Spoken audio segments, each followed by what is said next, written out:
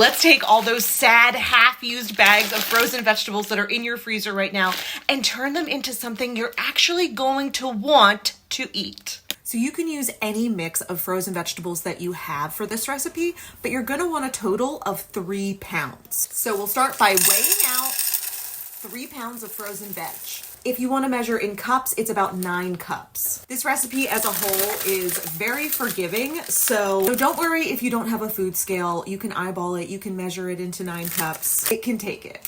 We're gonna set this aside to defrost while we make our magical vegan cheddar sauce.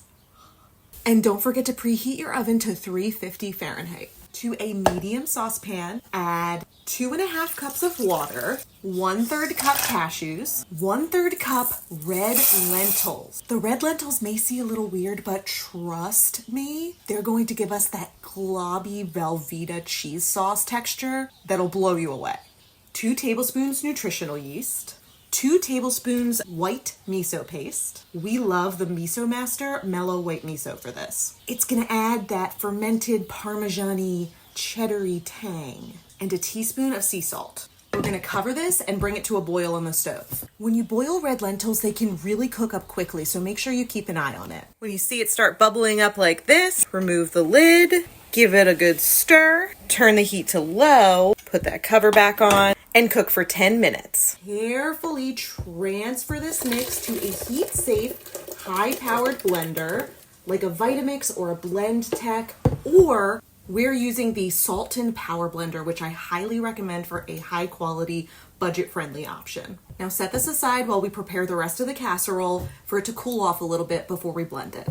Now, to the casserole dish with those defrosting veggies, I'm going to add 1 can of chickpeas that I have drained and rinsed. Then we're just gonna toss all this up so it's nice and combined. I'm gonna set this aside again and make our buttery Ritz cracker topping. First, you wanna crush up a sleeve of Ritz crackers. You can do this by adding them to a plastic bag and rolling over them with a rolling pin. You can use a food processor, or my favorite easy way and lazy way to do it is grab a big bowl, add your crackers, and this is called a smooth. This tool is from a company called Dream Farm, and it works so well for a myriad things, but it is the best method I've found for easily and lazily making crumbs out of crackers. Watch this. Full crackers. So I just poured in some melted vegan butter and I'm just gonna stir everything up.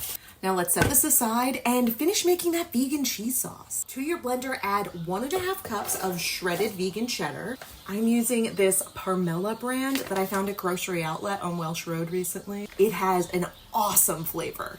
Then 1.5 tablespoons mustard. Now let's blend it up and do a little dance. You want to start by pulsing a few times to break up the chunks of bigger things in the blender. Then slowly increase the speed to high and blend on high for at least 1 full minute. Oh,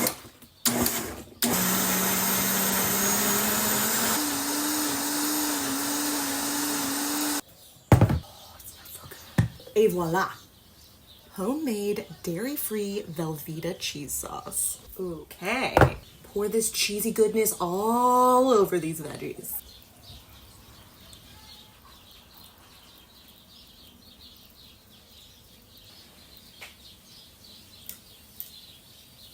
Oh.